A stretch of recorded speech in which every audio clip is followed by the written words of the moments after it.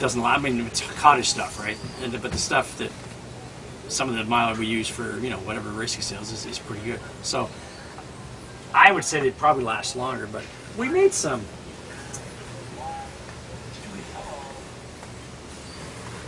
No, I don't think so. We made one sale, but it's practically all window material.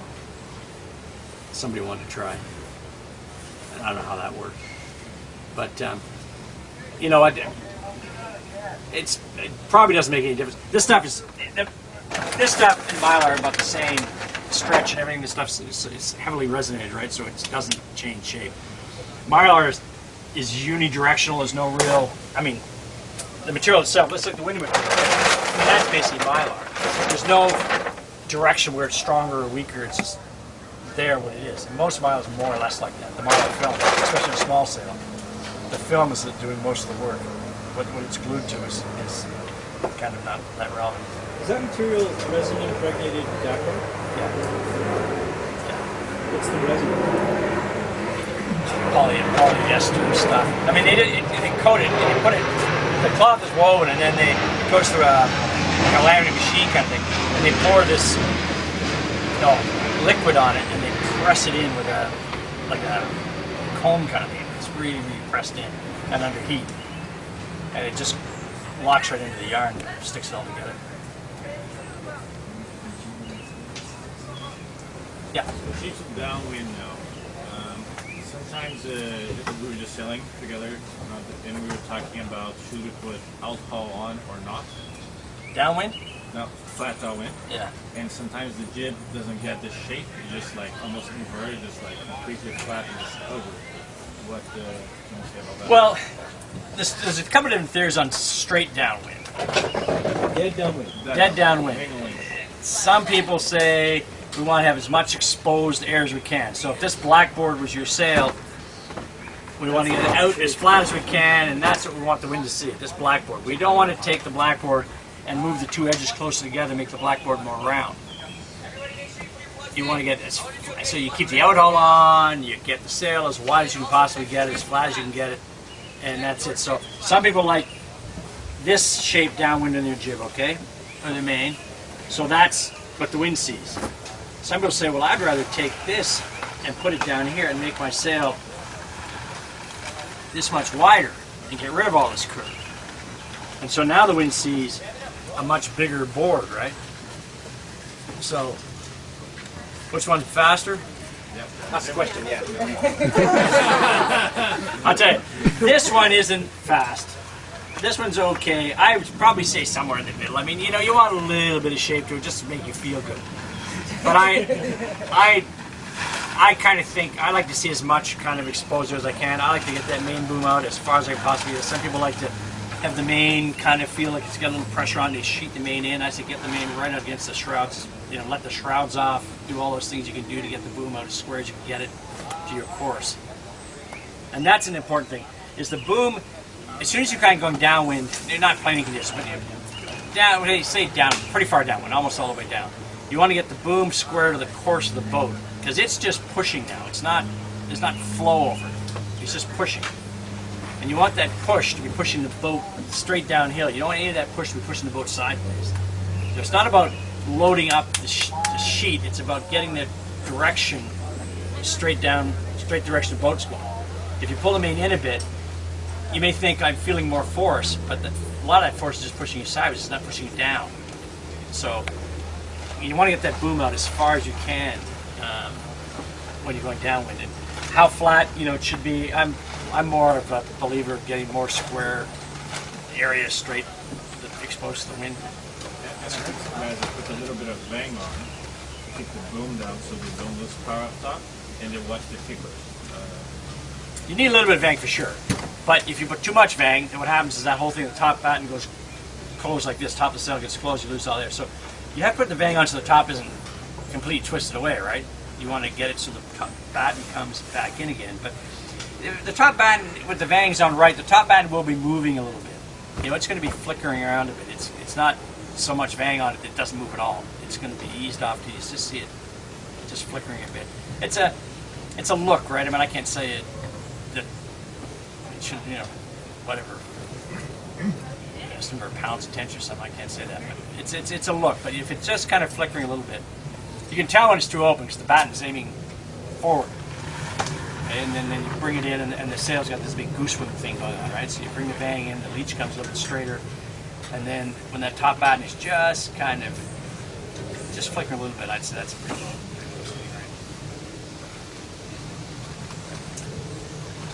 Okay, so you want to go? That's kind of what it is. That kind of breeze. The fit guys, the teams that just work the hardest are going to be the best. Even with crappy old sails. I'm not saying crappy old, good sails are going to be crap sails every time. But on a breeze like today, the sails don't make as much difference in a way as the crew. You know, just the energy and the work you put in. Sailors aren't we used to in my day, beer drinking fat people that sit in their ass all the time. But it's fitness now. Boy, the guys at the top end, and you're going to see Chris Cook. You've seen Chris, I guess, and Chris is just stepping into it. I don't know how well Chris will do because he hasn't practiced enough, maybe. But Chris is fit. If you get a breezy day, you watch him hike. He'll be out there straight leg the whole time. And Chris isn't as fit as he was when he was sailing fins. And I think, Barney and the guy he sails with, Dave, they're hanging out there pretty hard. I think Jeff Bites and Ian are getting the picture that, you got to put it out there all the way. So if you have days like today, that's when that fitness thing really shows up. And usually in every regatta, you're going to get 1 or 2 days or 1 or 2 races where it's going to be like this. Most of the time we sail on, that 6, 8, 10 stuff where it's finesse and the little things in the sail trim that we were talking about before with a little bit of bang, when they transition over the bang and the sheet. Today was, I was 15, 18 maybe, Gus maybe even a bit more. That was pretty good. Has anybody any questions? I cropped up the other than it was hard for us, I think, to make many comments from the motorboat because it was. We had a megaphone. A megaphone. I'm sorry. But even then, it was like. Yeah. What was Omega's comment? Hike. That was on the boat. They're being a bit lazy there. They got to hike harder. Honestly, if you wanted to go faster tonight, it was just a question of how hard you want to hike and how hard you want to work that main sheet. That's because you told us we went racing today. And the other thing, the guy in the jib can work that a bit too if you really want to do it. The pup, using the jib a couple of inches helps too because the main's gone out a bit. The jibs, when you look at the boat sailing upwind, the jibs are nailed in and the main's down here and the jibs are hammered right in. If you really want to go crazy in a breeze like this, the jib could be eased when the main is eased. Come back in, back out. It's just not that much fun sailing. It's work. It's work. Yeah, the races are great. That beat is some struggle though, and it's a hard work. But that's how you win at the beat. It's everybody takes off on the downwards. John, I got a question concerning jib car settings. No, we were going upwind out in the lake there. Pretty heavy chop, and we'd moved our cars out a little bit to open up the top end, and we found that all of a sudden we weren't doing that well anymore versus George, and then we put them back. We moved them forward again, and then it seemed like we were going faster. But I would normally in that breeze to bring them back, right? But was it the same wind outside? It was a little heavier even. Yeah, a bigger chop. You guys were better looking, like your setup was better in here when I was watching you guys, and you rolled right over pretty quick. Yeah, under certain conditions, yeah. But once we got into that really steep chop, then it started to get a little. We were back and forth, but we were playing around with settings. We wanted to try some different things, right? Cause maybe even steer better. No, it definitely felt different when we pulled them back.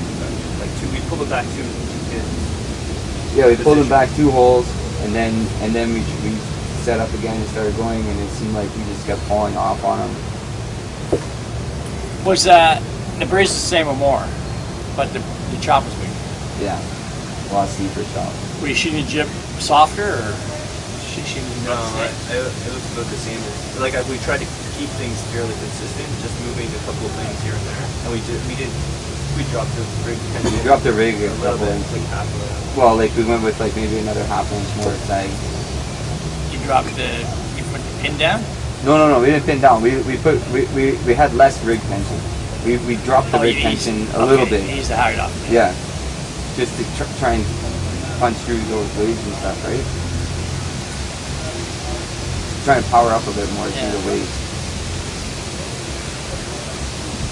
Okay, so when you were sailing on a pinch mode, you didn't have any power anymore, so you basically had to power up the jib. Yeah. So you had to put the bow down to get through the wave, basically. So We're stalling it if we're point going sign. too high. Yeah. Okay, so you had to put the bow down a couple of degrees. Then it makes sense you're going to have to power up the sail a bit. And you didn't ease the sheet though? Not like noticeably, like you're seeing a couple inches. Well, not a couple inches. I'd say But- maybe ease the sheet half an inch or something like that. Yeah, I mean it played it a little bit, but not like. Ease the bang a little bit? No. We were bang trying to keep very- the boom about like 90 degrees to the. It was even a little higher than that. I thought. Maybe it wasn't like we weren't as reached down as those guys were. Yeah, those guys had their boom. Their boom was like on their deck practically. Yeah, his sails was a lot flatter than yours. Yeah. Like Well, I was doing. I've been playing around with that, using less bang in the high wind, and just like what you were saying, you're shooting. And well, I would, maybe just ease a bit on the bang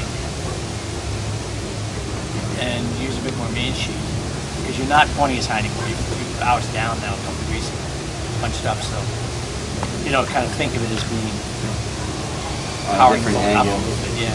Yeah. Maybe ease the bang just a little less on the bang sheet. I think honestly that'll make a bigger difference than the jib. So the cars. Not I don't know if it's that big a deal. I mean, you are sailing a bit lower, so having the jib entry a little fuller and all that. The jib is kind of small in the scheme of things. When it's this windy and you're looking at you guys sailing, it's all about the main almost. I mean, the jibs are just kind of nailed in, and we were looking at them, the jibs are just kind of banged in there. It wasn't a whole lot going on there. All the boat speed was coming out of them, everything was coming out of the mainsail. So I almost thought the jibs were mostly over-trimmed most of the time. I would have liked to see the jibs eased a bit and have them a little bit more further. The jib is like here, and the main is like practically, the main is practically touching the jib. The jib is banged ready and hard. So you're stalling it. Or Yeah, closing the the mainsail. slot and stalling it out. The boom and the boom is this far below the corner of the boat in a lot of cases. Yeah. But the jib is in. We're talking about sheeting, as George was mentioning about sheeting angle inboard outboard thing right before. Yeah, we try to stay within the corner. We don't try. I try not. You're to talking about the main. Yeah. The boom, yeah. But I will the let it jib, go more than the jib quarter. track is what is George? 22 inches or something off the center line or some number. Well, mine start to angle in as they go Start forward. angling. But in a breezy day, you'd probably be better on a track that was 2 or 3 inches further out. Right. Because your boom is down here. In a lighter day, your boom's here, your jib's here. When the breeze is on, suddenly your boom's here. Yeah. Your jib is still here. Yeah. It makes more sense. Well, that's why I start moving them back, and they start coming Move it out. back, which will slide it out. Yeah, it'll go to the same center. But maybe you should crack the jib sheet. And let the jib open up a bit. Yeah. Then once you get, because we're always afraid of not pointing, right? And then but pointing's out more about speed than it's not so much where you think you're going; it's where you actually are going. Your bow may be going here, look here, but you may be at the end of the day you're going down here something. you're sliding sideways. But it's like so you're not going fast enough.